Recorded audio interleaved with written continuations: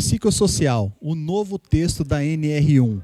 Assista esse vídeo até o final, que eu vou te entregar as ferramentas adequadas, como fazer esse mapeamento, como controlar através de um bom plano de ação para que você convença a sua empresa a fazer a gestão desses riscos. Fique até o final conosco e bom proveito desse vídeo. Bom dia, pessoal. Todos bem? Psicologicamente bem? Já não é tão assim, né? Pessoal, primeiramente eu queria agradecer, né? Calma que a gente vai falar sobre psicológico ainda. Queria agradecer primeiramente a Nilza e o Jorge, que foram os primeiros contatos que eu tive, mas eu acho que antes deles ainda é a Cris, né? Pela nossa indicação, pela nossa parceria, a oportunidade de estar dentro da EPS, dialogando com grandes companhias, com pessoas aí de alto gabarito. Nós estamos aqui para trazer uma gestão em relação à saúde ocupacional. A gente vai falar sobre um tema em alta, como eu estava falando com a doutora, estamos pegando o hype da onda, né? E aí a gente vai, por isso que é casa cheia, né? Então, o pessoal falou, olha, Paulo, casa cheia. Eu falei, logo na primeira eu, casa cheia. Então, a gente vai falar bastante. Não sei se não tem mais alguém que não seja associado, mas queria agradecer a participação da Promission, do Reginaldo aqui, que a indicação do Gato para ele participar. Tem feito um grande trabalho na Pirelli também. Tem o secretário que está com a gente também, mais algum convidado que não me foi apresentado, que não seja associado, seja bem-vindo também à EPS. Nome? Daniela, de onde? Desenvolvimento Humano. Legal, seja bem-vinda. Se for da região, se associa à EPS. Não é isso? Vamos lá, pessoal. Bom, então aqui a gente está tendo uma gravação aqui, que vai ficar gravado isso aqui, né? Então, antes para a gravação eu apresentar, eu sou o Paulo Hirakawa, sou o fundador da Ethics Medicina Ocupacional, estou com camisa clara, calças pretas, uso óculos, sou descendente de oriental japonês. Ótimo, obrigado. Agora eu vou aqui me apresentar para vocês, né? A gente vai falar um pouco sobre essa NR1, mas aqui nada mais é do que o Paulo, esposo da Flávia, papai da Ana, de 4 anos, e fundador do grupo Ethics, onde a gente tem algumas ferramentas que a gente faz a gestão de um ecossistema em saúde e segurança ocupacional. A Ethics é fundada há 15 anos, né? Eu pude morar no Japão por algum tempo, foi onde eu aprendi o início da gestão de segurança do trabalho. E lá onde me startou, trabalhávamos ainda lá com a OSHA 18.000, nem tinha ISO 45.000, onde eu comecei a conhecer e falar, opa, isso aqui é legal, e gostei. Lá nós temos um termo que chama Anzentimo, que é time de segurança, seria quase uma CIPA, mas não tem estabilidade. Tá? Então, a gente fazia por livre e espontânea vontade, e eu despertei isso quando eu retornei ao Brasil, eu falei, eu acho que o Brasil ainda tem um oceano azul, para falar de prevenção, para falar de gestão, e isso também me trouxe a Mitsui Chemical aí, né? Então, o japonês meio que anda com japonês, sabe? Então e aí chegamos aqui, era o Nagano e depois o Jorge. Aí falou, pô, é acusar aqui hoje, meu? Né? Então, o japonês ele tem meio que esse hábito de querer, mas não é todo japonês que é legal, gente boa não, tá, gente? Isso aí é mito. Tem bastante ruim também. Né? Mas aí a gente começou um trabalho aqui mais direcionado ao ABC, com a Mitsui, onde nos foi solicitado para começar a atender as auditorias do Japão e também as auditorias das montadoras, que é onde eles prestam serviço. E apresentando um pouco a Cris também, eu conheci ela, acho que 17 de fevereiro, 19 era a pandemia, foi uma coisa assim, né? Então, ela entrou na empresa 17 e trouxe a pandemia para a Mitsui, eu acho. E aí a gente fez um trabalho incrível, né? Que eu acho que eu guardo até esse e-mail lá, que nós tivemos uma fiscalização e o fiscal parabenizou a gente, mandou um e-mail falando, nossa, vocês estão de parabéns, estou fiscalizando não sei 300 empresas e vocês fizeram um trabalho incrível aqui e esse é meu case da pandemia junto com a Cris. Eu e a Cris, a gente trabalhou insanamente aquela pandemia toda. Então, é uma pessoa que eu acho que, em vez de eu falar de mim mesmo, eu acho que ela pode falar, os resultados podem falar. Nós temos uma outra empresa que atua no interior de São Paulo, onde a gente faz também o mesmo trabalho da Ethics, só que ela se chama FAP, Gestão de Saúde Ocupacional. Desenvolvemos a Safety AD, que é uma plataforma de treinamentos EAD. Ela iniciou com treinamentos normativos mesmos, mas nós pivotamos o negócio e hoje ela é uma plataforma de LMS. Então, se vocês quiserem desenvolver um treinamento de integração, ou subir os treinamentos de vocês de qualidade, de venda, de atendimento. Ela é uma plataforma hoje que ela atende a NR1, caso seja para treinamentos normativos, mas pode ser qualquer outro treinamento também. E nós desenvolvemos, junto com o pessoal do Busca EPI, toda a parte técnica do sistema, que hoje também a gente tem um case que é na Mitsui Chemical também. Em agosto, não sei se a Cris sabe, mas em agosto fará 5 anos que nós temos um sistema dentro da Mitsui e a gente não tem mais processo trabalhista em relação ao equipamento de proteção individual. Então, em 25, em agosto, a gente já vai ter os últimos 5 anos de processo trabalhista, de ficha de EPI, tudo no sistema eletrônico, com assinatura biométrica, eletrônica e facial. Gestão na nuvem, sem perder ficha. Quem aqui já perdeu ficha de EPI? Ou quem não preencheu uma ficha de EPI? Nossa, todas empresas ótimas, hein? Né? Então, por que a gente perde, né, os processos trabalhistas? Porque a danada da ficha não está preenchida. Porque não tem o CA, porque não tem a assinatura, porque não tem a periodicidade de troca. Então, o nosso sistema hoje ele gera esse alerta via SMS para o trabalhador. Ou amanhã chegou o prazo de você trocar sua luva, sua máscara. Então, a gente tem esse sistema. Então, aqui é um pouco do Paulo, mas sem muitas delongas, a gente vai falar um pouco agora sobre o nosso tema. E qual que é a novidade? Hã? Não estou ouvindo. Riscos psicossociais. Essa é a novidade do momento? Será que é novo? Novidade vem de novo? Não? Por que está todo mundo desesperado agora? Né? Então, eu gostaria de compartilhar com vocês. Né? A ansiedade começou essa semana, esse mês, vai começar em maio, ter as doenças.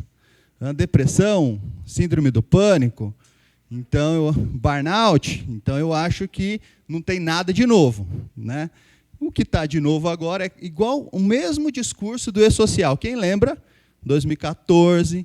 E-Social, tabela 23, enviar aquele monte. Nossa, agora eu tenho que enviar a brigada. Você sempre teve que fazer a brigada. Agora, se tinha que enviar, é outra questão. Né? Então, todo mundo falou, é novo. Eu estou atuando agora no interior de São Paulo também. Toda vez que eu chego lá, falo, nossa, tem uma lei nova agora, né, que tem que fazer exame médico. Eu falo, 47 anos, mais velho que eu, tenho 40. Então, nada é novo. Nada é novo. Né? Então, eu fiz aqui uma cronologia aqui um pouco para explicar para vocês que não é novo. Quem possui AEP e AET hoje na empresa? Gente, pode levantar a mão, pode falar. Então, eu vou falar, essa galera aqui, comercial, ninguém tem AEP e AET aqui, para cima. Né? Então, pessoal, AEP é novo. AEP, análise ergonômica preliminar, é novo. AET, aí nós estamos falando de coisa mais velha que eu, de 40. Né? Então, nada é novo. Por que essa pergunta, Paulo, que AEP e AET eu tenho que ter? É obrigatório ter? Sim ou não, gente? Vocês estão com tímidos aí. É obrigatório ter. Por que não tem? O diretor não quer pagar. Eu não vejo prioridade nisso. Eu não ligo que as 3 doenças que mais afastam hoje o trabalhador no INSS, 2 são ergonômicas, lombar, costa, hérnia de disco, lombalgia, e a terceira mental. As 2 doenças que mais afastam no INSS são originados de 2 riscos ergonômicos. Caramba, se eu tenho o INSS bombando de gente doente por doenças relacionadas à ergonomia, eu não tenho o documento que faz a gestão da ergonomia. Eu tenho PPRA. E aí entra na briga eterna, né? Quem é da segurança do trabalho aqui? Temos 5, 6 pessoas. Eu tenho PPRA, que aí nós tínhamos aquela norma que falava de riscos físicos, químico e biológico. E aí ficava a briga. Coloca ergonômico, o Reginaldo, que eu acho que é mais experiente, não sei quem tem mais, hein? Mas a briga sempre foi, O PPRA era claro, riscos físicos, químicos e biológicos. E o ergonômico acidente? O acidente você trata na CIPA, no mapa de risco. O ergonômico você trata na NR17. Então, todo mundo corria desses riscos e deixava lá. E aí, briga eterna. Nós, como sempre trabalhamos junto com medicina, com o médico do trabalho, lado a lado, os nossos documentos sempre foram físico, químico, biológico, ergonômico e acidente. Por quê? O exame ocupacional. Qual que é a mística do exame ocupacional? A gente vai lá e o médico benze a gente. É assim, né? E aí eu tenho que sempre explicar como que é uma conduta médica dentro do consultório. Paulo, eu sou administrativo, eu não tenho risco algum. Você quer uma consulta de 1 hora? Não vai ter. Nem no hospital você está tendo essa consulta. Porque a consulta ela é direcionada ao risco que você tem. E aí, por isso que volto para a ergonomia. Porque sempre quando o médico nosso vai examinar, ele vai olhar os riscos. Esse cara levanta peso, transporte manual de cargas, ergonomia. Eu vou apalpar a hernia inguinal, eu vou fazer outros exames nele. Então, a conduta médica no consultório é baseado nos riscos que você tem no seu ambiente de trabalho. Então, por isso que nós sempre discutimos muito com a área de segurança, na época do PPRA, que tinha que ter ergonomia no PPRA. Porque senão o médico ele não vai executar essa conduta. Então, se a segurança não estiver alinhada com a medicina, vai acontecer esses erros. Tá? Então, pessoal, AEP e AET eu sempre tive que ter. Coloquei aqui para vocês, pessoal, isso aqui é a mais quente e estou em diversos grupos, estou em contato com muita gente, eu acho que eu fui premiado. Meu cliente recebeu uma notificação em dezembro, né? E eu vou falar para você, é um cliente de 30 funcionários, 3 unidades que ele tem ali na Vila Mariana, próximo da gente, e ele recebeu a primeira notificação do Ministério do Trabalho em dezembro, e o que ele pede aqui? Apresentar explicações por escrito, se já existe planejamento ou está em andamento o gerenciamento de riscos ocupacionais que abranja condições e os fatores de risco psicossocial. O que você está fazendo? Me manda, quero ver. Então, a gente já teve essa primeira notificação aqui, são 12 itens. Depois aqui, informar sobre quais são as medidas implementadas pela empresa para adaptação de condição do trabalho às características psicofisiológicas dos trabalhadores, notadamente, enviar explicações por escrito sobre como funciona o sistema de avaliação. Como que é feito isso? Se fosse na empresa de vocês, teríamos essa resposta? O que vocês escreveriam? Doutora Carla, me ajuda. Me ajuda. Escreve aqui para mim. A doutora vai falar, escrevo? O que você faz? Cri, cri, cri, cri. E aí, como que você vai responder isso para um auditor fiscal? Né? Então, isso foi muito surpreendente. Nós temos aqui, o prazo era para entregar em 20 de janeiro, né? Então, tinha que entregar essas ações, essas recomendações, corremos, conseguimos atender, entregar, né? Conseguimos atender, fazer toda a análise preliminar ergonômica deles, incluindo os riscos psicossociais.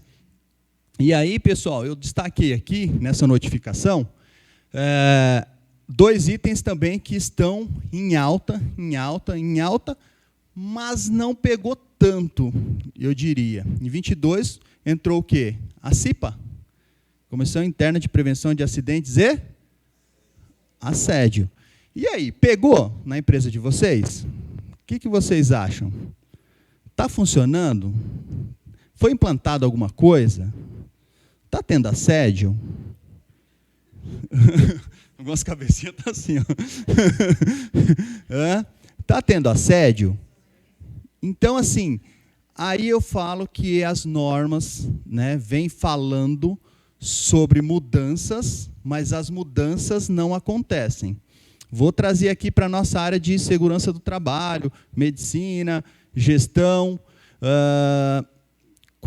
Quantos acidentes aconteceram no Brasil ano passado? Alguém chuta? 700 mil. Né? Então, ano retrasado, isso com CAT registrado. Nós estamos falando de 7 milhões, pode ser?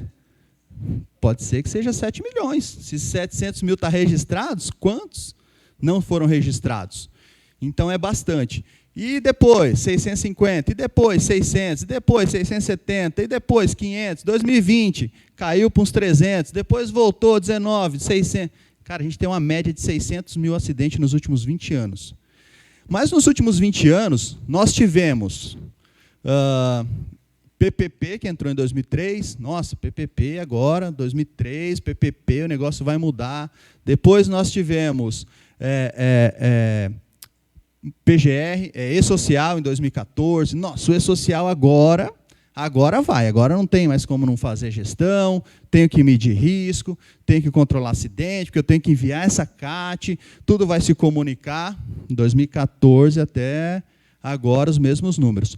Aí agora não. PPRA, que era aquele documentinho que vocês tinham guardado na gaveta, né? O técnico ia lá, fazia, entregava, obrigado, toma seus R$1.000 aqui, guardei. Ano que vem, obrigado, toma seus R$1.000 aqui e guardei. Vai mudar, porque agora é GRO, Gerenciamento de Riscos Ocupacionais. PGR. Nossa, agora tem que incluir obrigatoriamente ergonomia e acidente. O PPRA não precisa mais só físico, químico e biológico. Então agora vai mudar. 2020 entrou PGR, nada, os mesmos números de acidentes. E agora temos mais uma mudança. Então, eu questiono, é a legislação ou somos nós? Eu pergunto direto para mim e para a minha equipe. Cara, eu sou muito incompetente, eu acho, que eu não estou contribuindo para esses acidentes a diminuírem.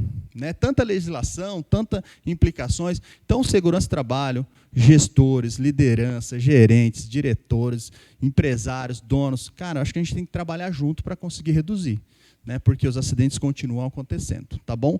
Então, isso aqui agora, o assédio voltou em alta de novo. 2022, ó, CIPA. Quem que acha que a CIPA tem que controlar o assédio? Ninguém, né? Ninguém acha. Quando começou isso, as empresas me chamavam, Paulo, lei nova, do assédio, a CIPA, vem cá. A primeira pergunta que eu fazia, qual que é a sua política de assédio? Cri, cri, cri. Falei, você quer que eu faça o quê? Quem que são os cipeiros? O cara é analfabeto, não desmerecendo, mas o CIPA são pessoas qualquer ali. Elas têm uma capacidade técnica de entender, desenvolver, relatar. Um treinamento de 8, 12, 16 ou 20 horas vai capacitá-lo para tratar sobre o assédio? Então, para mim, pelo menos na minha experiência, nesses 2 anos, não fluiu. E aí a gente começa a ter uma nova legislação, um novo texto. Né? O pessoal fala nova NR1, a gente fala novo texto da NR1. Novo texto diz que tenho que falar sobre psicossociais. Dentro dos psicossociais estão assédio. Então, aqui, essa notificação do Ministério do Trabalho, realmente ela pergunta assim, ó, documentos comprobatórios de inclusão das regras de conduta e respeito do assédio e de outras formas de violência nas normas internas da empresa, com ampla divulgação do seu conteúdo aos empregados e às empregadas. E aí, tenho isso? Está estabelecido? Até falei com a doutora, ela disse que fez algumas palestras, não sei se dentro da EPS já trouxe esse tema, mas é o que eu estava comentando com ela. A palestra é o ponto inicial. E a continuidade disso? Tem que ter uma continuidade. Qual vai ser a conduta, né, doutora? Então, acho que a doutora depois pode colaborar com a gente nessa questão do assédio, porque esse assédio ele vai se tornar um fator de risco psicossocial. Tá? Então, eu queria trazer isso aqui, pessoal, só para vocês entenderem que é assim que a fiscalização está pedindo. Né? Não vi ninguém ainda ser fiscalizado, a não ser essa empresa. Não vi ninguém falando em grupos, trocando com colegas, mas a gente tem essa notificação que chegou e é assim que está vindo. E ele deixa bem claro aqui, quando a gente fala aqui, que é que entrarão em 26 de maio. Ele já quer uma coisa que ainda vai entrar. Aí a gente até perguntou, que item que ele usaria para autuar, se ainda esse item vai entrar? Aí muita gente questionando. Eu falei, com certeza, ele vai entrar na primeira pergunta que eu fiz. Quem tem a EP e a ET? É lá que eu acho acredito muito que ele usaria o que a gente vai discorrer um pouco. Gente, eu, como advogada, eu compartilho com vocês que eu sei que é difícil a gente convencer os empresários a investir nisso, né? E eu queria trazer para vocês aqui uma alteração, até a gente estava conversando antes, que o cerco está fechando. E por que tudo isso está sendo exigido? Porque o INSS não quer mais arcar com esse valor. Eles querem culpar alguém, eles querem resgatar esses valores despendidos.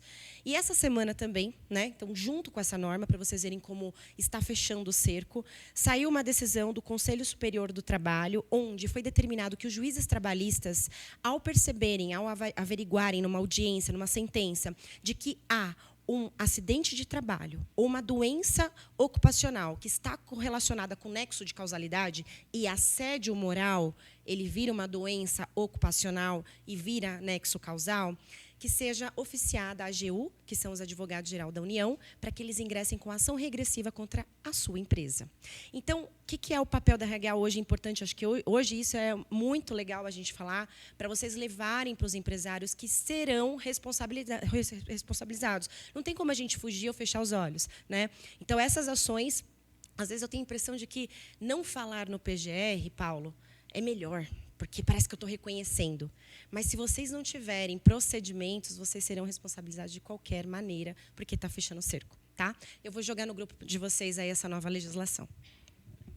Obrigado, doutor. Então, é isso aí. Foi publicado essa semana, né, essa decisão. Então, comprovado culpa, a AGU comunica, a AGU vai retroceder isso aí com vocês, ação regressiva e o custo, né? Então, a gente vai falar sobre esses custos mais para o final da nossa palestra aqui.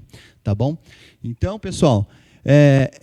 seguindo a nossa cronologia aqui agora, né? Então, desde 1978, estamos bem velhinhos, nós já tínhamos aqui a NR17. A NR17 falando de ergonomia.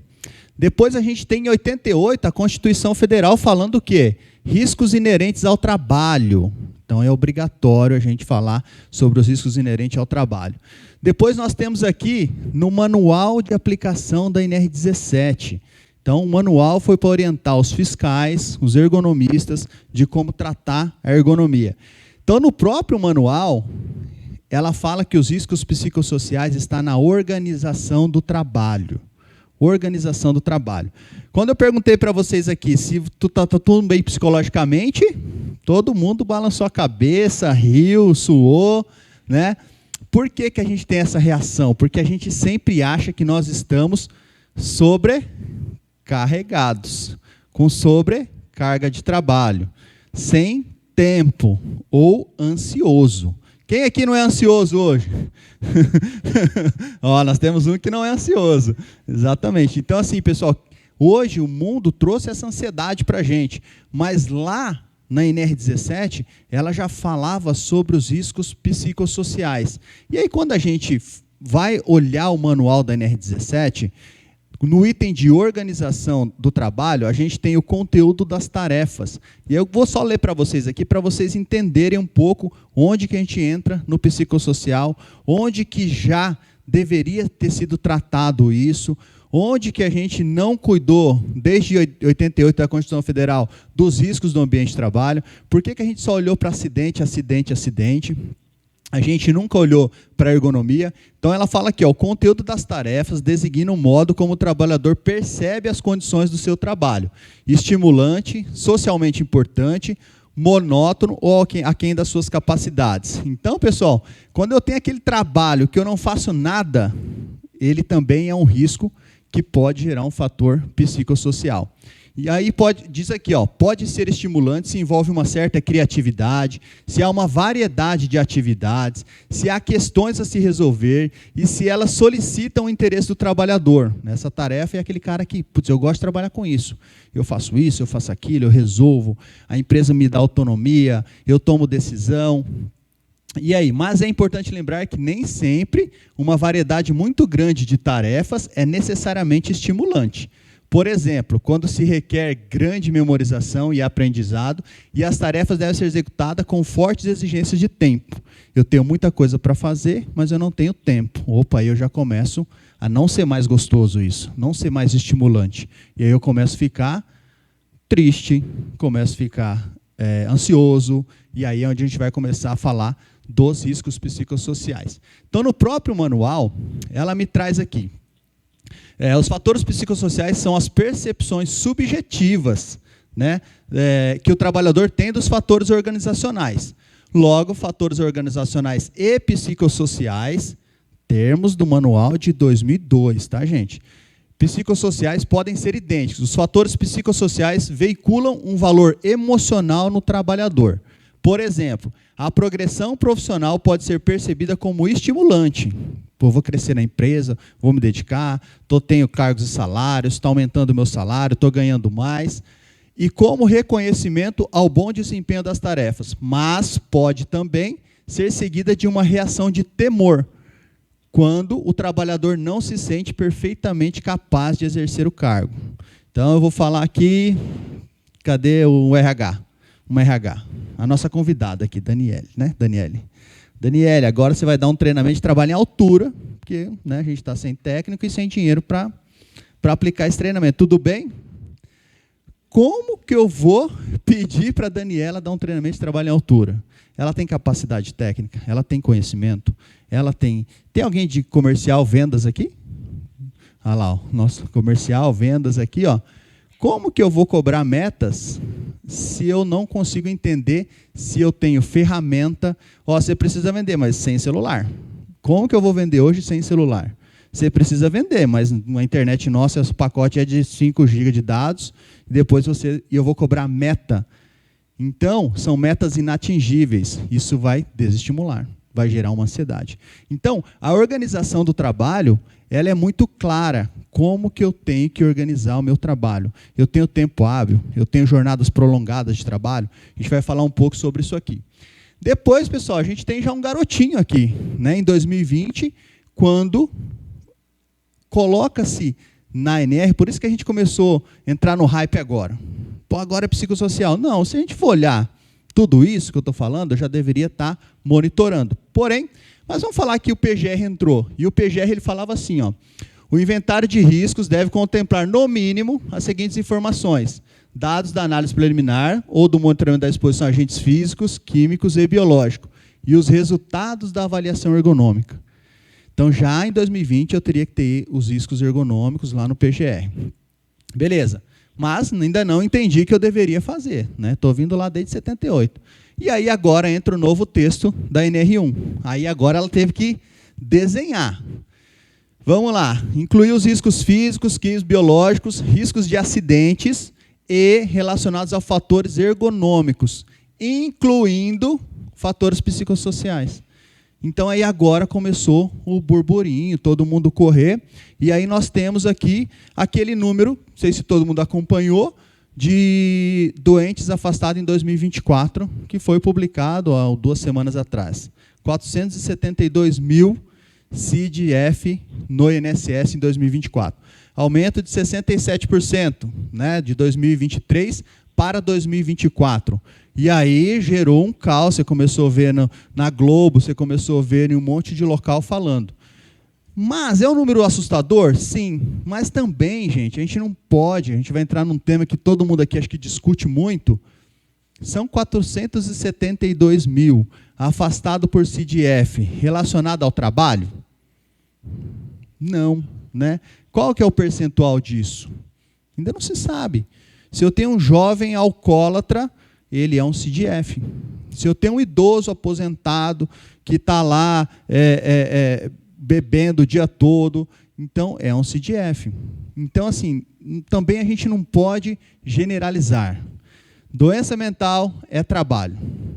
Apesar de que nós não conseguimos dividir o indivíduo.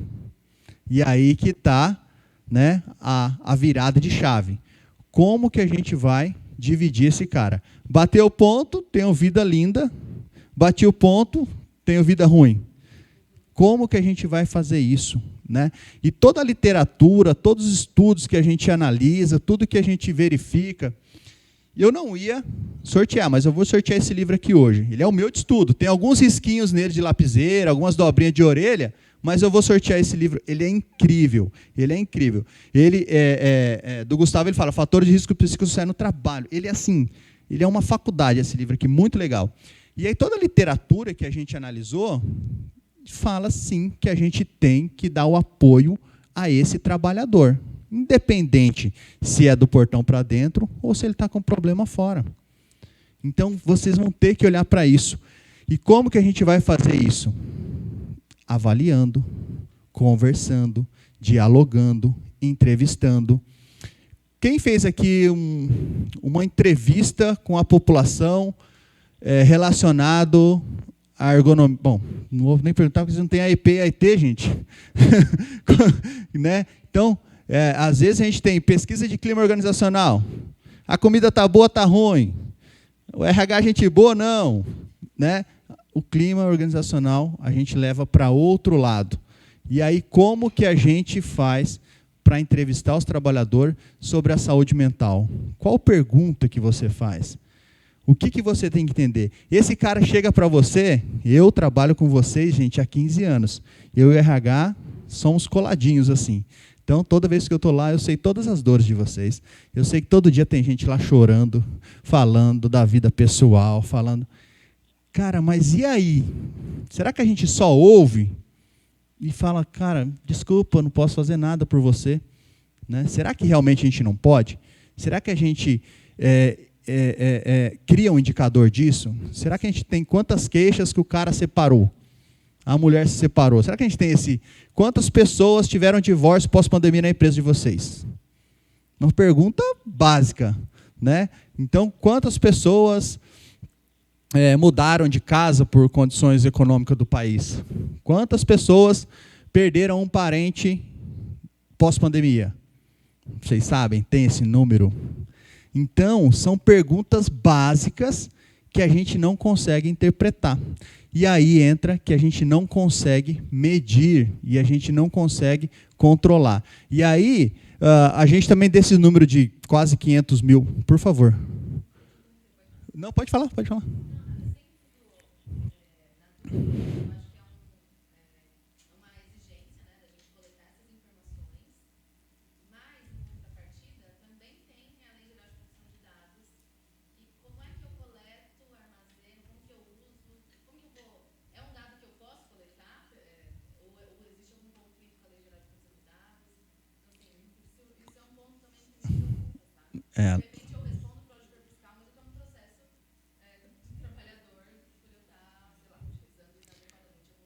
Quanto à lei de proteção de dados, a doutora vai falar.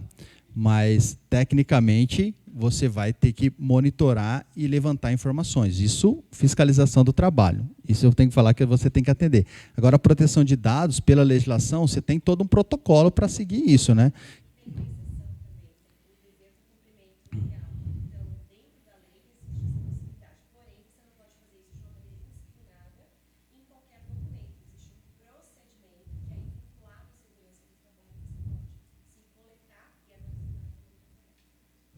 Por favor.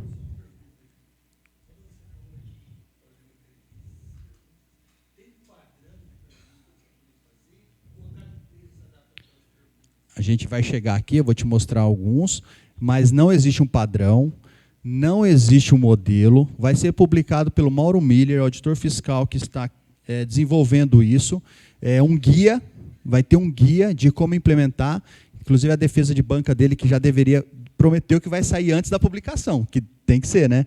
E o novo manual, o manual hoje é nosso de 2002, da NR17, da ergonomia, vai ser publicado até junho, segundo o Mauro Miller, que é o que está desenvolvendo o manual e o guia. Como o psicossocial está em alta, eles deram prioridade para o guia. E o manual já deve sair em junho. Tem uma apresentação desse próprio Mauro Miller falando, porque a gente está tendo muita dificuldade, gente, de chegar na empresa, em vocês, e falar, gente, isso aqui é ergonomia. Não, pelo amor de Deus, é NR1, NR1, NR1.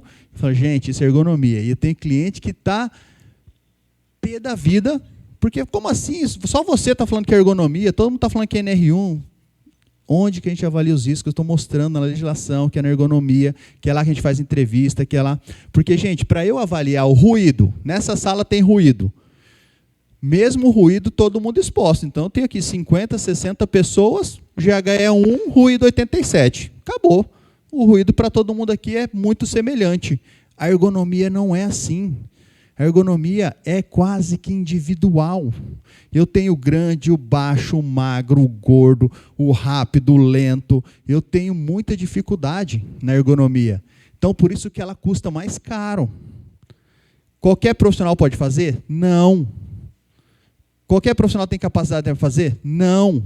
Aí a nossa pergunta do nosso amigo aqui, como que eu vou criar essas perguntas? A gente tem diversas ferramentas homologadas no Brasil, que eu vou mostrar para você aqui, que são homologadas para ser utilizadas e validadas no Brasil. Mas a gente tem mais de 30 ferramentas que são N questionários de como que a gente vai aplicar, e até a gente tem estudado muito. A pergunta que vem após a sua, qual é o seu nome? O Marcelo, a pergunta que vem após a sua, você fez uma pergunta legal, na base. Qual questionário que perguntar? A segunda, para quem e para quantos? E aí tem gente falando 10% de entrevista, 30% de entrevista, baseado em quê? Né? Até acompanhei um treinamento junto com a Ana Luísa Orcades, que é a chefe de inspeção da Secretaria do Rio de Janeiro, e ela fala exatamente isso aí, baseado em quê? Quando eu for te auditar, pode ser que eu tenha, ela deu um exemplo bem legal, um motorista deixou o busão e saiu andando, com todo mundo lá dentro. Um cara falou, eu estava no ônibus aqui, o motorista saiu e deixou lá. Para o motorista sair e deixar, ele já não está bem. Psicologicamente, esse cara está. Essa empresa de ônibus, ela falou que tinha 800 a 1.000 motoristas. Se eu for, é nítido que esse cara está com problema mental. Para largar um ônibus no meio da avenida e sair, ele não está bem. E aí é nítido que ela falou, como que eu vou entrevistar 1.000 motoristas se eu posso juntar meu time de CIPA, meu time de RH, meu time de CESP, meu time de liderança, pegar uma amostra de 3, 4, 5, 10 motoristas e já tomar uma ação, que eu já sei que ali é um problema. Então eu já tomo, não preciso entrevistar 1.000. Em outros casos, eu vou ter que entrevistar 1.000, se eu não tiver amostragens. Então a gente não tem esse número. Eu recomendo ferramentas que você entreviste o máximo que você puder. Se eu tenho 500 funcionários, eu consigo atingir a 500, porque a gente tem uma dificuldade. Se eu for usar uma ferramenta, um Forms, todo mundo consegue preencher um Forms? Não. Todo mundo entende a pergunta? Não. Então, a gente usa muito esse critério lá na Ethics, da gente avaliar o público. É um público administrativo? É um público que tem um intelecto melhor? Vamos de Forms. É um público que tem um menor intelecto? Entrevista o cara. A ergonomista vai ficar lá na sala, vai entrevistar, vai pegar a amostragem, vai anotar, vai levantar isso aí. Porque não tem uma regra de entrevistar 10%, 30%. Vai variar muito isso aí. Tá? Então, as perguntas, você vai ter que avaliar qual que é o seu ambiente de trabalho, porque não tem como eu falar as mesmas perguntas para uma contabilidade e eu fazer a mesma pergunta para uma indústria. Temos uma contabilidade aqui. Galera administrativa, escritório. Então, as perguntas mudam conforme o segmento, conforme a atividade, conforme tamanho. Tá? Então, respondi, Marcelo, sua questão. A gente vai mostrar algumas ferramentas aqui, alguns questionários que estão sendo utilizados. Tá? Então, vocês, quanto empresa, tem que entender, trabalhar junto, gente, com a empresa que vai fazer. Vamos olhar junto as perguntas, mas não é para ficar tirando pergunta, tá? Não, essa aí não, que essa aí, Paulo, essa aí vai não, né? É ver se essa pergunta cabe, existe isso aqui? Existe. Por favor, amigo.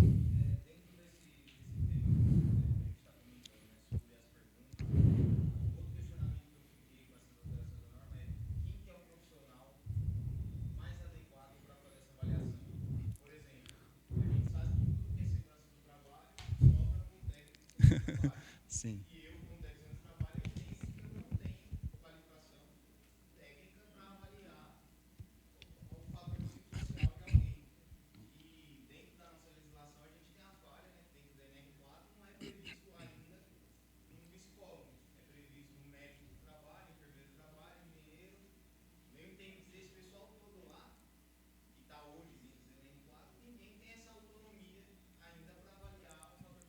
Depende. Qual que é o seu nome?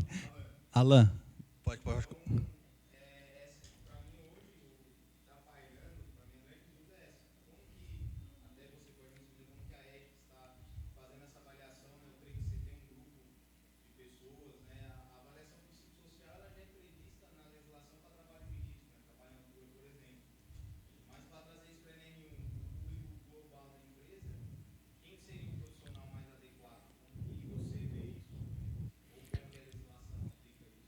Vamos lá. Vamos lá. Primeiro ponto, Alan.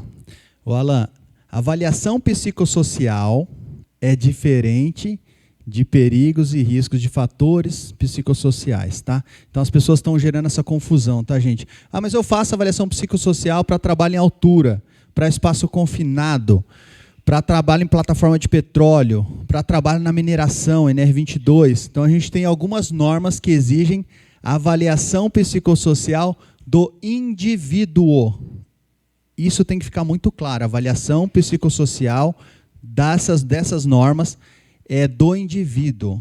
A NR1, ela me traz a avaliação dos perigos ou fatores de riscos psicossociais no trabalho. Então, isso é o primeiro ponto, tá, gente? Eu não vou ficar avaliando o indivíduo. Isso aí já é uma avaliação pós-levantamento, pós-mapeamento de risco. Lá na minha matriz de risco, a gente vai falar aqui, deu severo, realmente aqui eu tenho uma carga excessiva de trabalho, não tenho pausa, não tenho comunicação, e esse cara apresentou uma doença com CDF, aí nós vamos avaliar o indivíduo. Então, nós estamos antes disso aí. Então, só para deixar bem claro para vocês, a avaliação psicossocial de aptidão é uma coisa. NR1, levantamento de perigos e riscos relacionado ao ambiente de trabalho, tá? Então, só para ficar claro isso aí. Profissional. O ergonomista ganhou o CBO ano passado. Então, o ergonomista, ele é uma pós-graduação, lato sensu, que a gente tem a Bergo, a Associação Brasileira de Ergonomista, e ela conseguiu, depois de muita luta, um CBO. Temos um CBO. Né, de ergonomista, mas ela ainda não é uma profissão regulamentada, né? Então, quem pode fazer? Qualquer pessoa que, segundo a nota técnica 287 de 2016, que até 2016 era essa briga, técnico de segurança fazia, você viu um monte de técnico de segurança fazendo análise ergonômica do trabalho, né? Tirando foto, levanta peso, dá um carrinho. Né? Então, você via muito isso. R$500, toma aqui, quanto você cobra? R$500, tira a foto lá, nossa, coluna aqui, problema. Não é assim que funciona.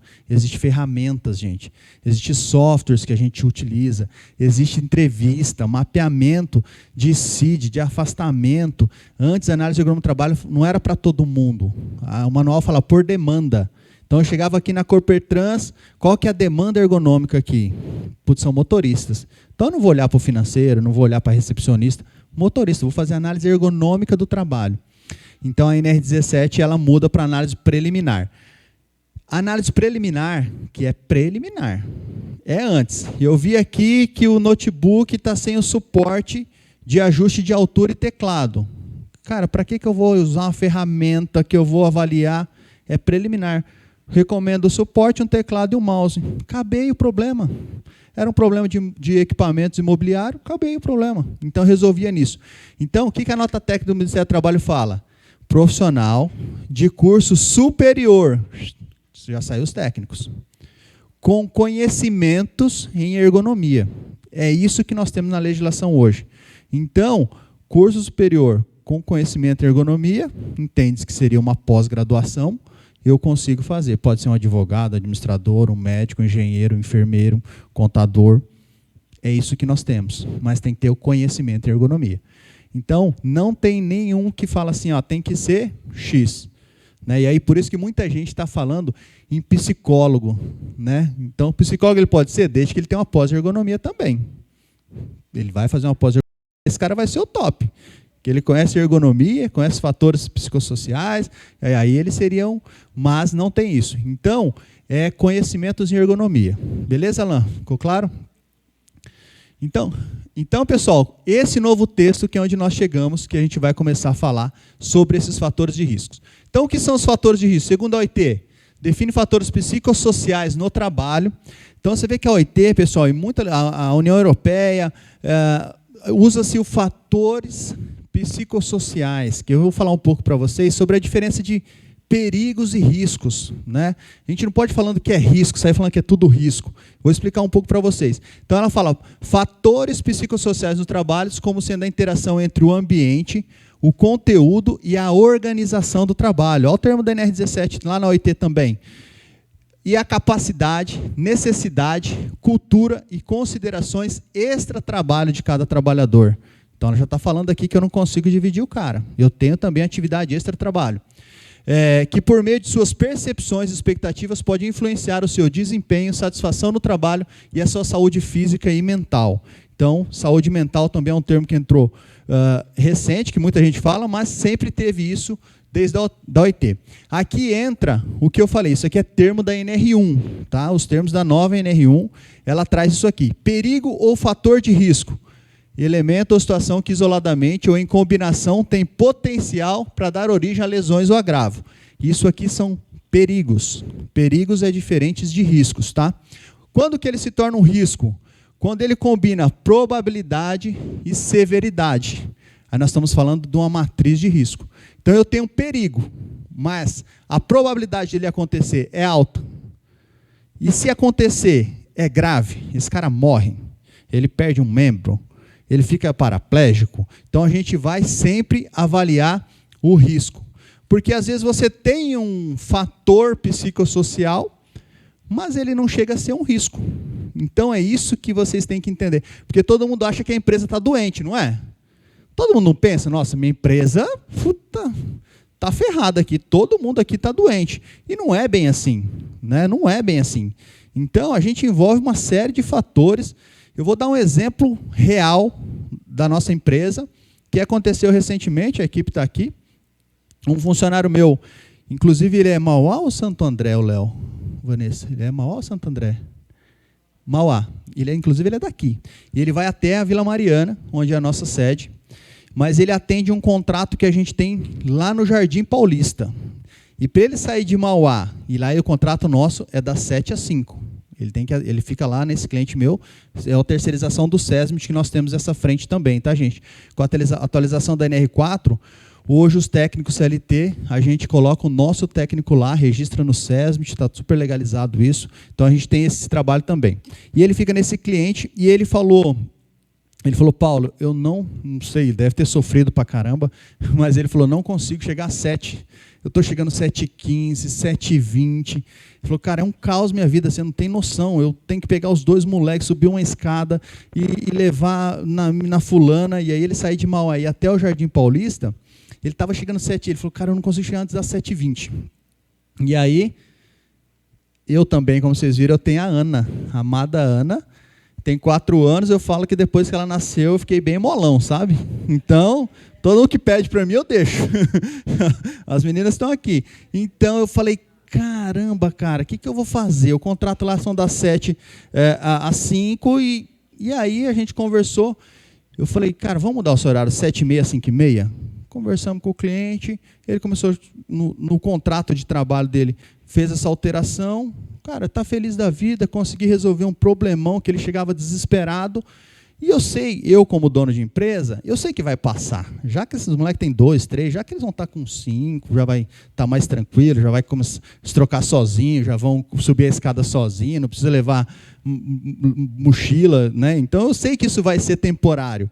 Cara, eu tenho certeza, né, que ele está assim, feliz, deve estar indo trabalhar mais empolgado, deve estar entregando mais, e uma mudança de meia hora no contrato de trabalho, para mais, para menos, né? Então, nossa empresa é pequena, temos 30 colaboradores, mas é uma medida que eu tenho esse acesso. Será que vocês que são maiores, esse cara consegue chegar no líder dele, expor esse problema, ter essa solução, ou tem que passar por jurídica? O juiz fala, não pode mudar. Aí tem que passar, não. Cara, estamos falando de ser humano, estamos falando de momento de vida, estamos falando de momentâneo, né? Não é uma coisa a vida inteira.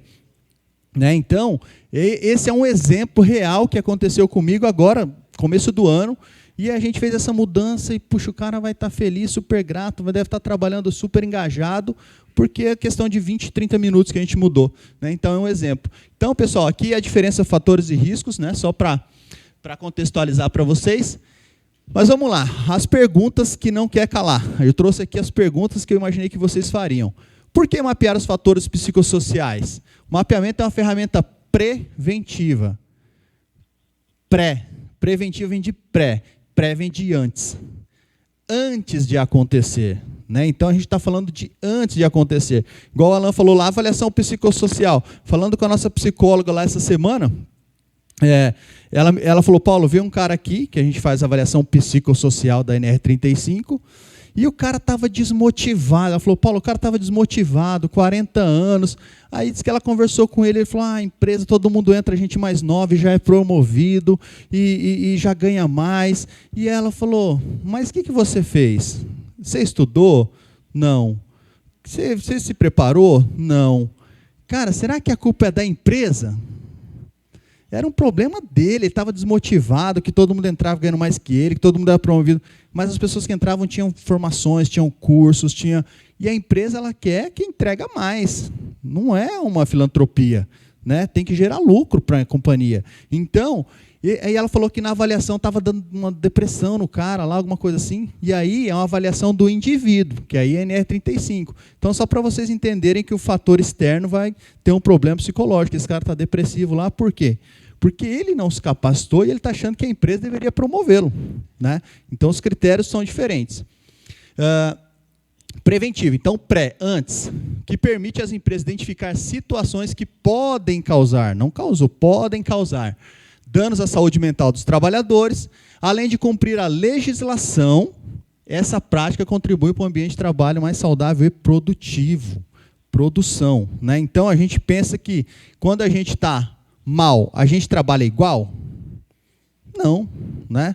Quando tem jogo do Corinthians à noite, você acha que eu estou 4 horas da tarde já pensando no trabalho? A gente começa a pensar em outras coisas, né? Então, o trabalho talvez não produz. Como mapear os fatores de riscos, pessoal? O mapeamento deve ser realizado. Isso aqui, na literatura, é isso. Primeira coisa, pesquisas e questionários anônimos, né? O cara põe lá, põe seu nome aí, ó, deixa eu ver aqui, o cara está reclamando aqui, esse é o próximo, né? Então, anônimo, para coletar a percepção dos trabalhadores. Pessoal, toda a literatura vai falar que você não consegue mapear sem dialogar com eles. E aí, tem empresa que contrata o ergonomista, e o ergonomista dá o parecer dele. Não. Ele tem que ouvir os trabalhadores. Todas as normas que você for olhar, a NR1, a NR5, vai falar assim, a participação dos colaboradores. E eu tenho uma notificação, não trouxe aqui, mas eu posso compartilhar depois, que eu recebi no interior também. A Vara de Campinas ela coloca assim, comprovação que no PGR os colaboradores participou. Falei, cara, a gente vai lá em entrevista para o PGR, a gente faz. Pô, o que você faz? Quantas vezes você faz? Você vai lá naquela área de ruído, voa quantas vezes? Meia hora, ok, não tem ruído, porque o ruído lá está 86, meia hora você pode ficar. Entrevista o cara. E aí a gente teve agora que criar uma ferramenta de que o cara participou do PGR. Isso está na NR1. Então, como que eu vou fazer um mapeamento se eu não converso com os meus colaboradores? Se eu não entrevisto as áreas? Então, toda a literatura vai falar, entreviste esse cara, aplique o questionário. Depois, observe o ambiente de trabalho.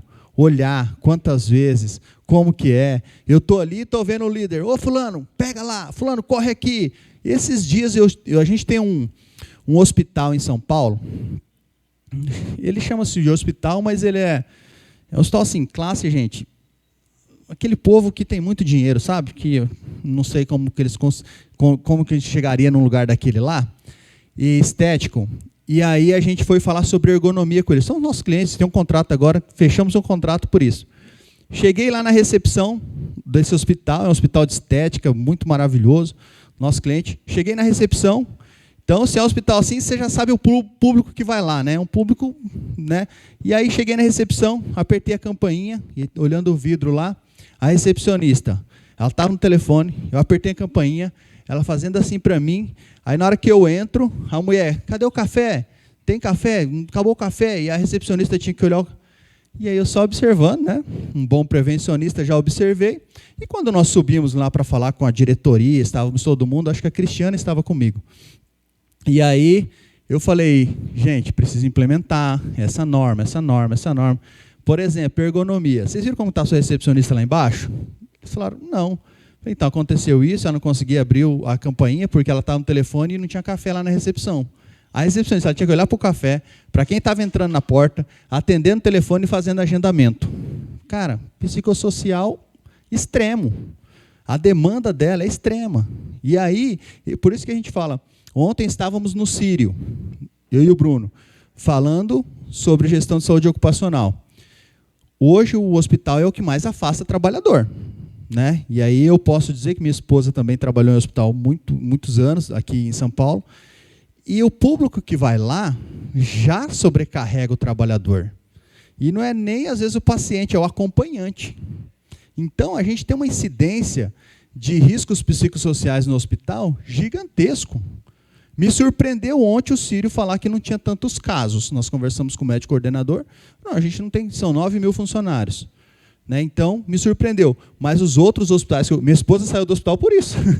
Ela saiu do hospital porque a carga mental era muito excessiva. Então, lá nós temos esses ambientes. Então, eu preciso observar esse ambiente de trabalho, a demanda, como que ele executa, quantas vezes ele faz, se ele tem instrução de trabalho, se ele tem treinamento, se ele tem capacitação, como que o líder se comunica com ele, tem uma comunicação clara, tem uma comunicação transparente.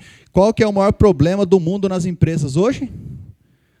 Comunicação. Toda empresa que eu vou é o problema. Eu falo, cara, o cara que criar uma empresa de comunicação, ele vai ganhar dinheiro e conseguir resolver o problema.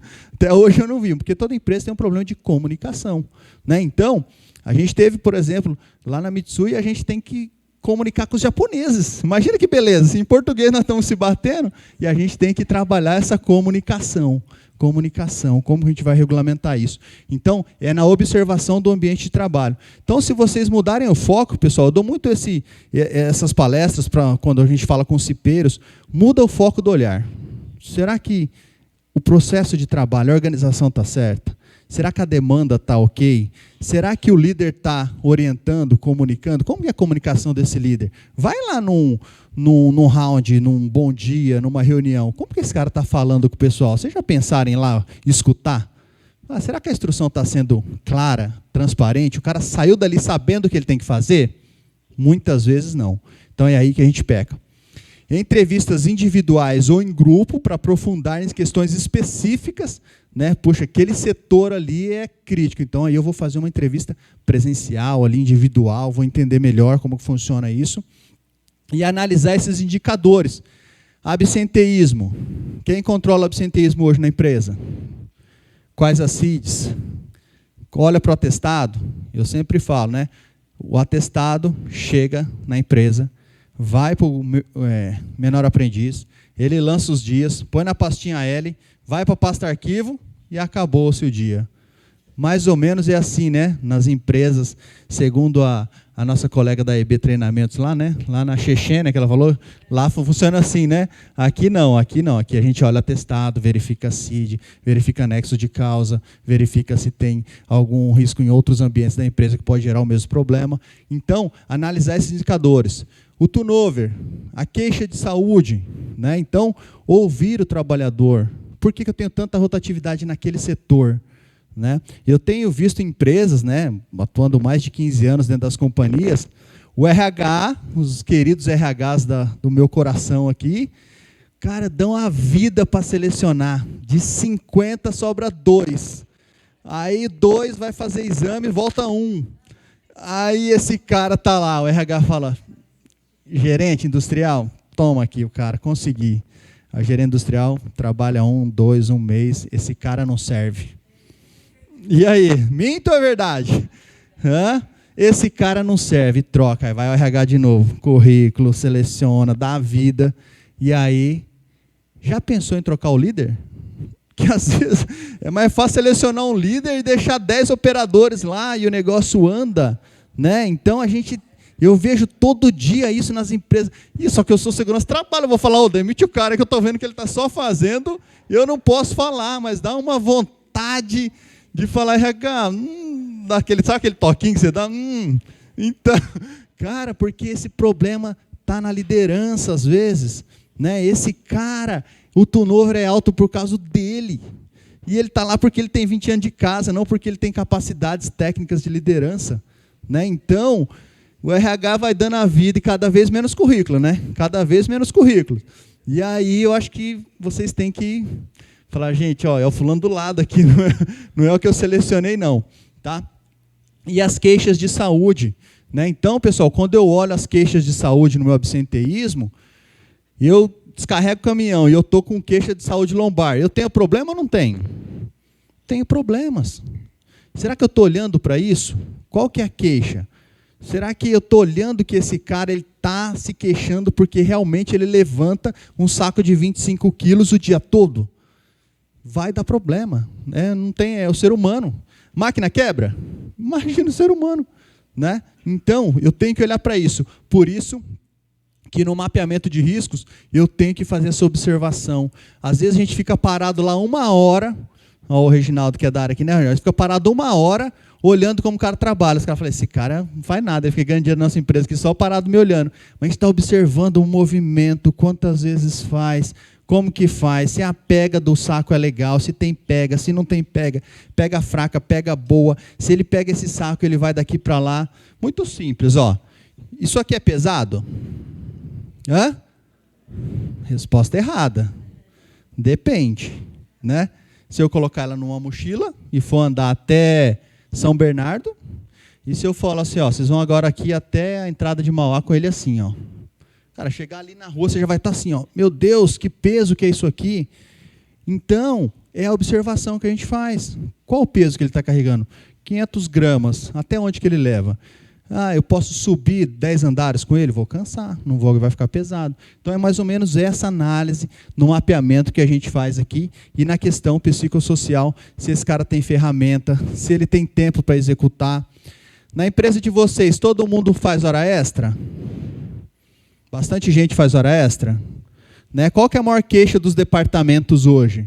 Falta gente. Todo mundo que eu escuto fala, então, está corrido porque o quadro está enxuto. Né? O quadro enxuto é um problema econômico do país? Ou é um problema econômico da empresa? Ou é que as pessoas acham que tá bom, o líder? Não, tá bom, 2 caras conseguem descarregar 2 caminhões de 1000 caixas. Será? Será que eu tenho equipamento para isso? Isso vai sobrecarregando. Então, a jornada prolongada de trabalho, todo mundo gosta de fazer hora extra? Não. Meu time lá mesmo, ninguém gosta de fazer. O pessoal lá, mas quando precisa, é comunicado, precisa fazer, tem a demanda, faz. Mas se tiver que fazer todo dia, tem alguma coisa errada. O dimensionamento da equipe está errado. E isso vai gerar o quê? Vai gerar transtorno familiar. Eu sou responsável por buscar minha filha na escola. Se eu estou fazendo 2 horas extra, quem vai buscar? Pronto, já causei um transtorno.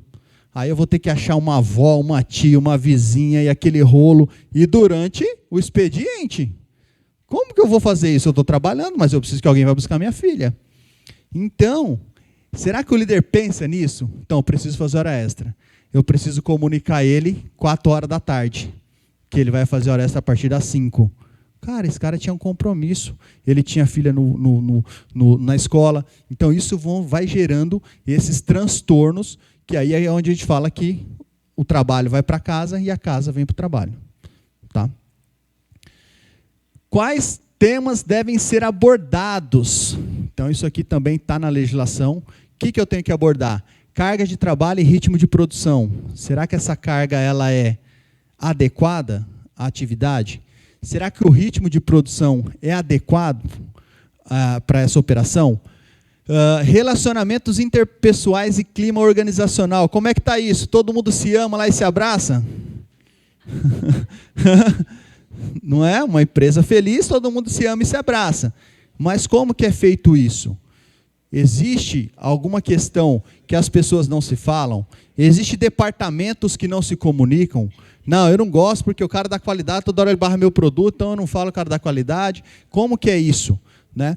Autonomia e controle sobre as tarefas. O trabalhador tem essa autonomia, ele pode parar, ele pode ir ao banheiro, ele pode voltar à produção, tem substituição para ele, tem alguém que supra essas demandas dele? Não. Reconhecimento e valorização, aí é RH, né? RH, como é que estão cargos e salários? cara ganha adequadamente, atende o piso da categoria, ele é valorizado, ele é promovido, qual o plano de carreira que ele tem. Então, tudo isso, a gente, é igual eu mencionei aquele caso daquele rapaz. Assédio moral ou sexual, como é tratado isso? Eu tenho a política estabelecida, eu tenho um canal de denúncia, é tratado isso, é advertido o assediador, né? Igual o doutor deu um exemplo aqui, não é mandar embora só o assediador, né, doutor? É como que eu trato isso? Qual consequência gerou para assediado, para assediada? Né? Então, a gente mede isso. Equilíbrio entre vida pessoal e profissional, o exemplo que eu dei aqui. O cara tem que trabalhar sábado, domingo. Se o seu negócio tem que trabalhar sábado, domingo, nós já temos um caos. Né? Como eu disse, a gente atende diversos segmentos. O segmento do varejo, gente, se vocês aqui, indústria, acham que passa puro, o varejo passa muito mais. Esse cara trabalhar no Natal, no Ano Novo, Dia das Mães, Dia dos Pais, datas, final de semana, isso gera um transtorno que as empresas não estão conseguindo reter esse talento, reter esse colaborador. Porque vocês querem trabalhar no dia 25? Cara, eu tirei a minha esposa do hospital por isso. Nasceu minha filha, eu falei, tá, e aí, você quer ficar Natal e Ano Novo só eu e ela? E aí eu falei, então vai, estuda, faz pós-graduação, vai. Eu fui empurrando ela, hoje ela toca a nossa empresa do interior. Mas tive que tirar do hospital por isso. Falei, cara, a vida vai virar um caos, né? Trabalhar final de semana. Então, tem esse problema, vida pessoal e a vida profissional. Condições físicas do ambiente de trabalho também impacta muito na questão psicossocial. Eu tenho empresa, gente, que não tem uma cadeira. Gera um transtorno para a pessoa? Quem aqui já trabalhou com a cadeira ruim? Quem não, né? Quem não? A cadeira gera um transtorno. Um computador lento. Quem trabalhou com computador lento? Aqui não, né? Como diz a nossa amiga lá, só na Chechênia, porque o computador todos são rápidos. Gera um transtorno? E aí eu te cobro o meta. Mas você não mandou e-mail ainda, mas nem abre o Gmail. Como você quer que eu mande o e-mail? Né? E aí a gente vai cobrando metas. Então, isso tudo são as coisas que nós abordamos nessa avaliação preliminar ergonômica. Como que está essas coisas? Se for o computador, nós vamos recomendar uma adequação do computador. Isso está gerando transtorno. Se for uma questão de autonomia e controle, eu tenho empresa que o cara não pode tomar a qualquer hora. Tem que ser na pausa de 5 minutos. Por que isso? Né? Você vai segurar esse banheiro, tem cara que não pode usar, não pode tomar água. E aí a gente vai recomendar dentro de um plano de ação. Esses temas não se limitam aos tópicos listados, tá, gente? Então, tem uma série de camadas de atividades que a gente vai avaliar numa avaliação preliminar. Se a gente identificar que tem um problema, aí nós vamos recomendar uma análise ergonômica do trabalho. Então, são 2 documentos diferentes. Aí é mais aprofundado ainda. Aí são outras ferramentas que utilizarão para avaliar essas condições do trabalho. Tá? Eu não sei como está meu tempo aqui, mas já estamos indo para os fins aqui. Aqui são algumas ferramentas, tá, pessoal? Então, essas ferramentas aqui são as que são homologadas no Brasil hoje, mas não que tenha que usar somente elas.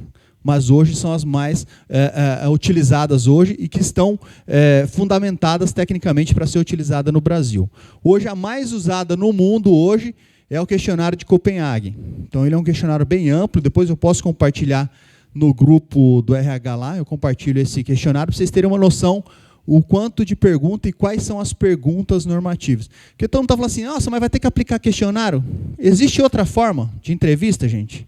Existe outra forma de medir? Não tem. Porque muita gente está falando, mas o questionário é entrevista. Como que eu vou fazer isso? Desse questionário, eu tenho um indicador. Nesse indicador, deu que no setor de logística, todo mundo se queixou. Então, gente, se queixar é uma coisa. Sem se queixar é outra. E é onde nós vamos atuar. Então, também tem que ficar claro para vocês que a ação 26 de maio tem que estar tudo pronto. Esquece, não vai estar. Oi?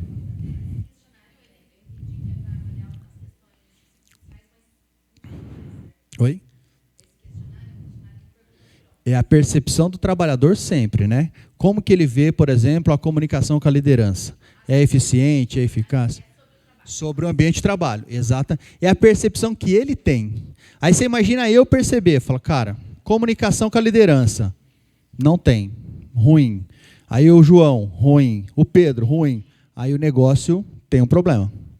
Né? Aí, quando tem esse problema, aí a gente vai atacar essa área. Então, esse ambiente, a gente viu nos indicadores que 50% está falando que a comunicação lá é ruim. Opa, vamos treinar a liderança, vamos treinar a comunicação com a liderança, falaram que a comunicação é violenta, vamos dar um treinamento.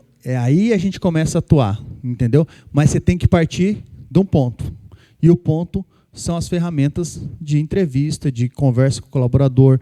E é o que eu disse, aqui, se você vai ser individual, se você vai ser presencial, se você não forma, alguma coisa você tem que começar. Né? Então, e também assim, tá, gente? Outro ponto, detalhe, a norma é publicada 26 de maio, mas só podem ser autuadas 90 dias após. Então, também não vai ter multa, você vai ter a dupla visita. Né? Então, o auditor fiscal vai vir.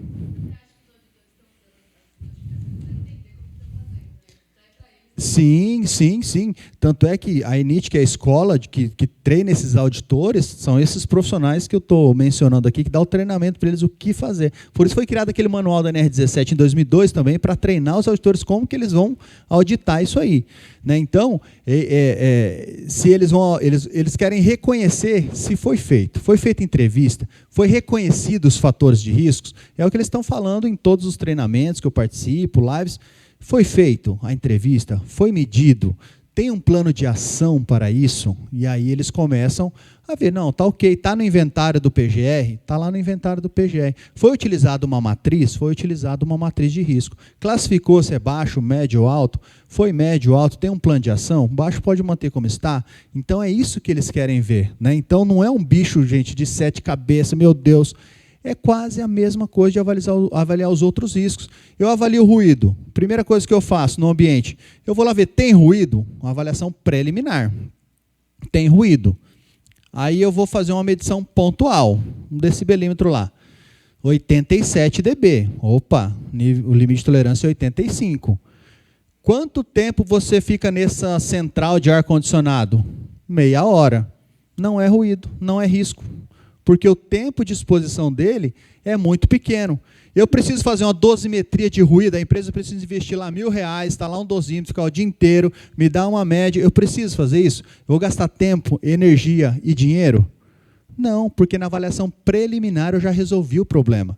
Eu já identifiquei que esse cara não tem o risco, que ele não tem ruído, que o tempo de exposição dele é muito pequeno. Mesma coisa para os riscos psicossociais e ergonômicos, tá?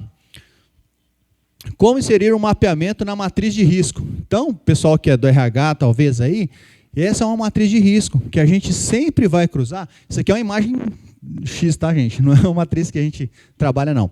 Então, eu sempre vou cruzar probabilidade com gravidade. E aí, quando eu for cruzar isso aqui, se ele chegar numa atividade crítica, aí eu vou avaliar qual que é a probabilidade de acontecer um risco nesse ambiente de trabalho psicossocial. O cara tem uma alta demanda de atender a recepção aqui. Quando? Uma vez por mês na reunião da EPS. A probabilidade é pequena. Hoje ela vai ficar meio tumultuada. Nossa, 50 pessoas, tem que pegar a lista. Mas a probabilidade é pequena. Qual que é a gravidade dela adoecer? Também é pequena. Então, se eu for falar que ela tem uma carga de trabalho, eu vou cruzar aqui com aqui, vai dar pequeno, baixo, está tudo bem. Ela pode um dia ficar nessa sobrecarga, recebendo as pessoas, pegando lista de presença. Agora, todos os dias ela recebe 60 pessoas, tem que escrever à mão a lista, tem que conferir, opa, a probabilidade é alta e a gravidade é alta. Então, eu identifiquei que tem um risco. Identifiquei esse risco, eu vou para o plano de ação. E aí, no plano de ação, eu começo a tratar esse risco. E aí, o tratamento também vai ser N tratamentos que nós teremos. Primeiro, comunicar o resultado de forma transparente para os colaboradores. Lembra, se a gente entrevistou ele, eu tenho que mostrar o resultado para ele. Isso na norma é muito claro. Eu avaliei os químicos. O que eu tenho que apresentar para ele? O resultado da exposição dos químicos que ele tem. Eu avaliei o ruído. O que eu tenho que mostrar para ele? O resultado do ruído que a gente tem. E não muda para os psicossociais. Elabore um plano de ação para mitigar esses riscos identificados. E aí, na sua matriz, por isso que matriz também tem que ser dialogado no prazo, quanto tempo de implantação. O risco é médio. O médio eu vou tratar em 180 dias. O meu deu alto. O alto eu vou tratar em 90 dias. O baixo, não preciso mexer, só manter as condições que está. Então, no plano de ação, eu sempre vou olhar para a minha matriz. Que ação que eu vou dar, em quanto tempo que eu vou tratar isso aí?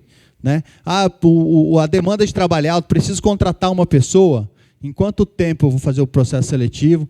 Vou pedir para o fulano de tal se pode contratar uma pessoa, porque a carga de trabalho na matriz de risco deu alto, a demanda, hora extras prolongadas, e aí eu faço o processo seletivo, em 90 dias, contrato uma pessoa e eu diminuo a sobrecarga de trabalho. É comunicação, os líderes aqui, xinga, grita, manda, desmanda. Qual o plano de ação? Vou contratar um plano de treinamento e acompanhamento desse líder. Vou acompanhar como que ele está trabalhando em 90 dias, 180 dias. Quanto tempo demora para a gente capacitar uma pessoa, gente? Uma vida. 10 anos? Ó. Tá. Já estamos nos finais aqui. Então, a gente tem que automaticamente tratar o risco que vai. Então, sempre olhar, gente, para a sua matriz, tá? Sempre olhem lá. Por que deu crítico? Porque às vezes o profissional de segurança, ergonomista, vai lá, deu crítico. E vocês nem entendem em que nível que ele chegou, como que ele chegou nesse resultado de crítico para ir para o plano de ação. Tá? Quais ações podem ser implementadas? Também o rol de ações é muito extenso. Treinamento sobre gestão de estresse e saúde mental. Então, primeira coisa, saindo daqui, eu acho que o primeiro passo que vocês têm que fazer é começar a dialogar sobre isso. Tem que montar um coergo, um comitê de ergonomia. Vamos tratar sobre isso. Vocês têm o original de um coergo lá, né? Um comitê de ergonomia. Então, a Prometheon aqui, que é a Pirelli, tem um comitê. Então, as empresas estão montando esses comitês, que envolve multidisciplinar também. RH. Então, gente, RH e segurança está muito alinhado no psicossocial, que quase 80%, 90% das ações vai ser SESMIT e RH. SESMIT e RH, quando a gente fala de psicossocial. Revisão de processos para reduzir a carga de trabalho, automatização, organização do trabalho, redução de horas extras, promoção de um clima organizacional positivo, os resultados, que ações vocês tomam quando faz a pesquisa do clima organizacional? Não muda. Vocês não vão lá? Nossa, o pessoal queixou que a comida está salgada. Vamos lá na cozinha, conversar com a cozinheira, falar, tira o sal da comida, porque todo mundo está se queixando, babá. Mesma coisa. Fiz a questionário, entrevista, vamos tratar na ação isso aí. Criação de canais de denúncia e apoio psicológico. Isso é uma outra ação que pode acontecer conforme eu for identificando. Aí sim, o apoio psicológico, a gente já viu que já tem pessoas que na parte preliminar não foi identificado o risco e já tendo casos, a gente tem apoio psicológico. Então tem ferramenta, tem plano de saúde, vocês avaliam o sinistro no plano de saúde, quantos atendimentos foram realizados no mês, de psicologia. Então são indicadores importantes para a gente trabalhar. Tá? Vamos lá. Aqui o Gustavo ele traz um tema que é muito legal. A subjetividade do trabalhador, identificar e qualificar os fatores psicossociais no seu ambiente de trabalho, também está relacionado a fator externo do seu ambiente laboral. Então é subjetivo ainda, a gente não tem ainda exatidões para a gente falar. Então é subjetivo, como a gente falou sobre esse tema aqui. Acidente do trabalho. Tudo que nós falamos aqui, gente, então, o cara se acidentou. O acidente é o quê? Uma doença, acidente, conforme a lei do INSS, correto? E ele sofreu um acidente do trabalho. O acidente de trabalho hoje ele gera um custo para o país gigantesco, né? Que a gente fala aqui hoje em 4% do PIB. Como que você é impactado? Como que você é impactado com esse acidente de trabalho? Então, o cara apresentou uma CDF, né? O benefício do INSS, então aqui em 2023 a nova lista, todo mundo já viu a nova lista de doenças que foram atualizadas depois de 24 anos, atualizou a lista de doenças, né? Que é onde entrou burnout, que é onde entrou uma série de outras doenças. Foi acrescida muita doença. Então, quando a gente fala de CDF, então o capítulo 5 ele fala assim, ó, vamos falar do que mais afasta, que é a ansiedade hoje? Transtornos ansiosos. Aí tem as causas, fatores psicossociais, a gestão organizacional, contexto da organização do trabalho, características da relação social no trabalho, conteúdo das tarefas, condições no ambiente de trabalho, interação com as pessoas. Então, CDF vai dar um nexo com a atividade que ele tem. Sempre vai dar um nexo com essa atividade. Então, essa lista aqui eu vou compartilhar com vocês também. Só anota que eu tenho que mandar lá a lista de doenças para vocês também, mando para vocês. Aqui, pessoal, é a lista C do INSS, o decreto. Por quê? Quando a gente fala de gestão de afastados, nós temos que entender quais são os benefícios do INSS, B91, B92, B93, B94, o que é um B31, todo mundo sabe isso aqui, gente? B91, B31, né? Então, B91 sempre vai ser um auxílio doença, B31 vai ser um auxílio doença, o B91 é um auxílio acidente. Então, eu tenho que ficar muito atento, porque o perito do INSS, ele vai pegar essa lista C do decreto, ele vai falar assim, ó, CID-F, o seu KNAI está aqui? Olha o seu KNAI lá, KNAI 4753, é o nexo que ele vai dar.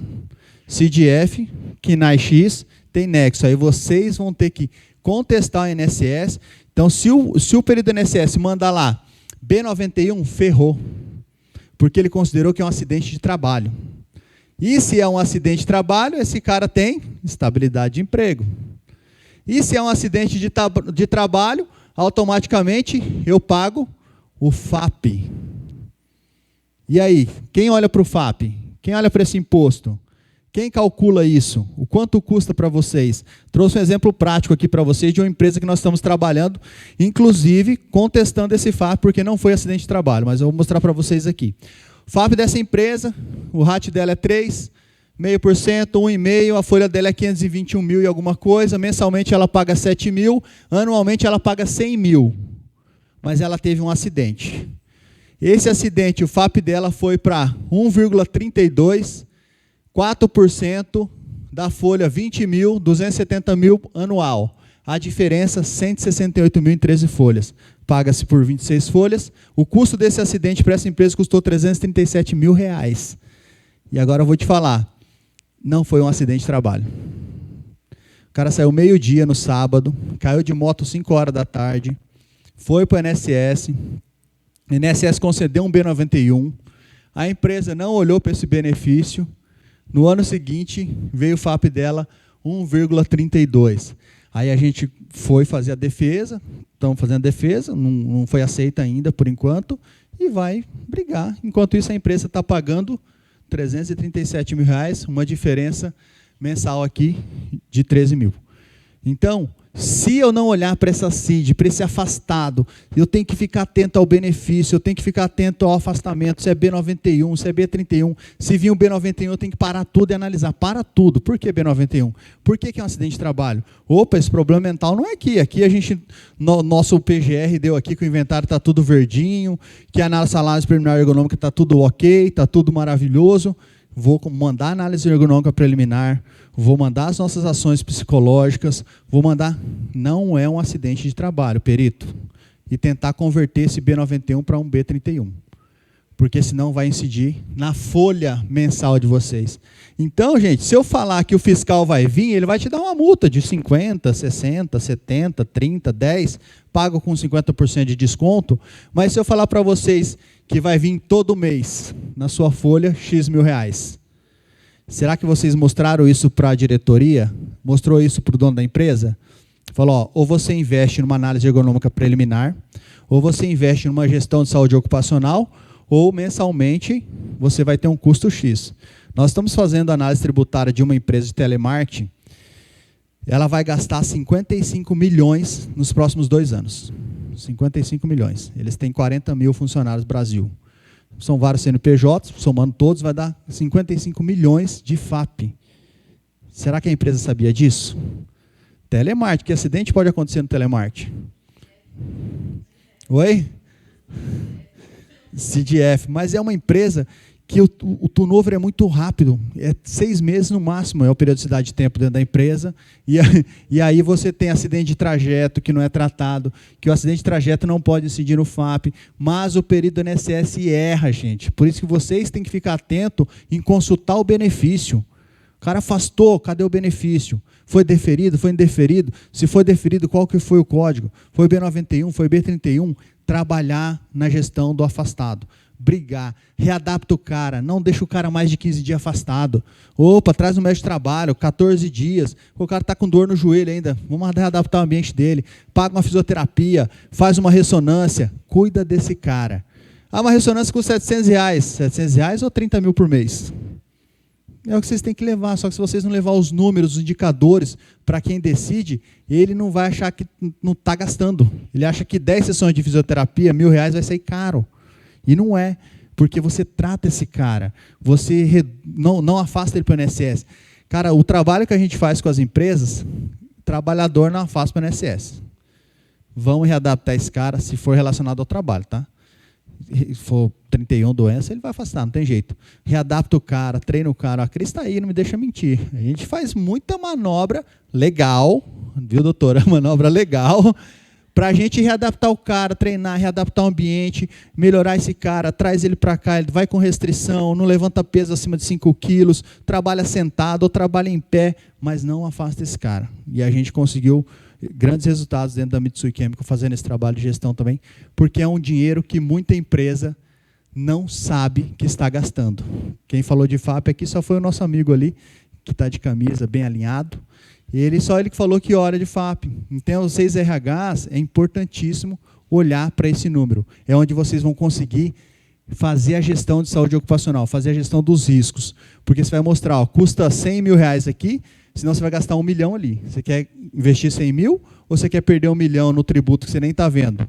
E quando a gente faz essa análise, tá, gente? RH é demitido, contador é trocado, financeiro é demitido. Porque quando a gente mostra, então, você perdeu 10 milhões.